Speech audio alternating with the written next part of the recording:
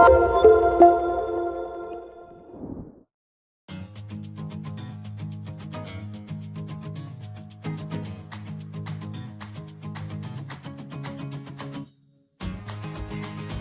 बातें शुरू करते हुए हम पूरी कोड रीडिंग कर सकते हैं और सभी कोड्स को क्लियर कर सकते हैं ताकि हम यह निर्धारित कर सकें कि कौन से कोड अस्थायी हैं और कौन से स्थायी स्थिति वाले कोड हैं। अगर हम यहाँ जाएं तो हम देखेंगे कि तैयारी कोड्स कैसे दिखेंगे। यह सामान्य फॉल्ट कोड जानकारी नहीं है, यह विशेष रूप से ब्रांड या निर्माता से सीधे आ रही है। जैसा कि हम देख सकते हैं हमारे पास 4805 है। हमारे पास इंजेक्शन पंप पर एक फॉल्ट कोड है जो बैंक N1 इंजन ब्लॉक से जुड़ा हुआ है। हमें बैटरी पॉजिटिव से शॉर्ट सर्किट की समस्या है। अगर मुझे इस फॉल्ट की अतिरिक्त जानकारी देखनी है तो मैं यहाँ देखूंगा और मैं फ्रीज फ्रेम डेटा भी चेक कर सकता हूँ। मैं घटना की अंतिम तारीख और समय भी देख सकता हूँ। मैं यह भी पहचान सकता हूँ कि सिस्टम की स्थिति क्या है, यानी यह फॉल्ट कोड सक्रिय है या निष्क्रिय। और साथ ही मैं यह भी देख सकता हूं कि इस फॉल्ट की प्राथमिकता क्या है। अगर मुझे समझ नहीं आ रहा कि ये किस बारे में है तो मैं यहां जाकर फॉल्ट कोड ट्रबल शूटिंग देख सकता हूं। ये मेरी मैकेनिक्स टीम की मदद के लिए है ताकि वे एक स्टेप बाय स्टेप गाइड प्रक्रिया जैसे कि रीपर चला सकें।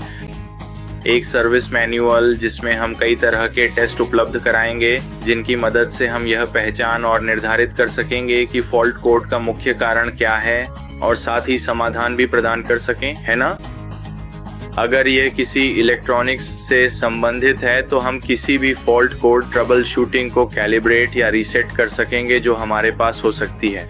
अगर हमें किसी मैकेनिकल रिप्लेसमेंट या कंपोनेंट की ज़रूरत है तो सिस्टम हमें निश्चित रूप से इसकी जानकारी देगा। तो हमारे पास फुल कोड ट्रबल शूटिंग्स उपलब्ध हैं।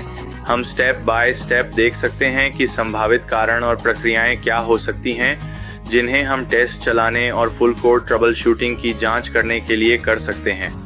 तो आप देख सकते हैं कि हमारे पास पहला स्टेप है यूनिट पंप की जांच करें, दूसरा स्टेप है परफॉर्मेंस यूनिट की जांच करें और इसी तरह आगे बढ़ते जाएं।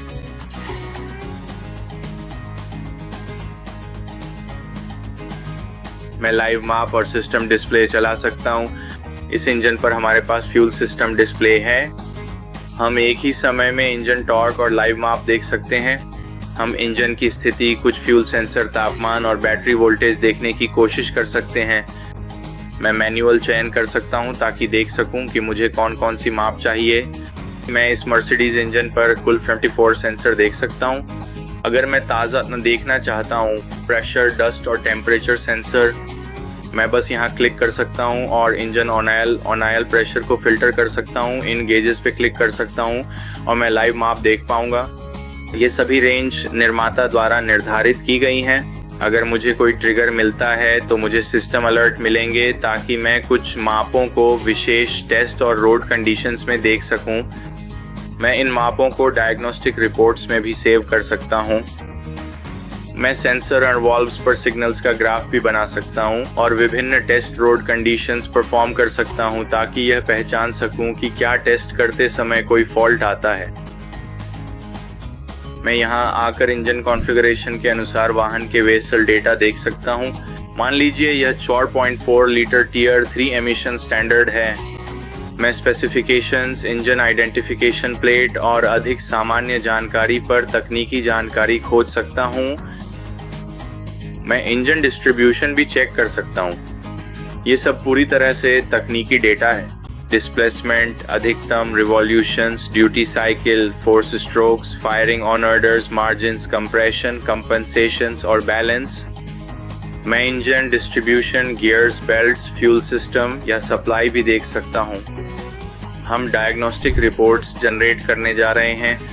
हमारे पास वे सभी माप और फंक्शंस हो सकते हैं और वे माप भी जो हम टेस्ट करते समय लेते हैं। सारी जानकारी इन डायग्नोस्टिक रिपोर्ट्स के तहत रजिस्टर की जाएगी जिन्हें हम बस अपनी लोकल फाइल्स में PDF के रूप में एक्सपोर्ट कर सकते हैं। अगर आपके कोई सवाल हैं तो बस हमसे यहाँ मैकनिशियन में संपर्क करें। आप हमें 828-624-2040 पर या www.mechnician.com पर संपर्क कर सकते हैं। बहुत बहुत धन्यवाद।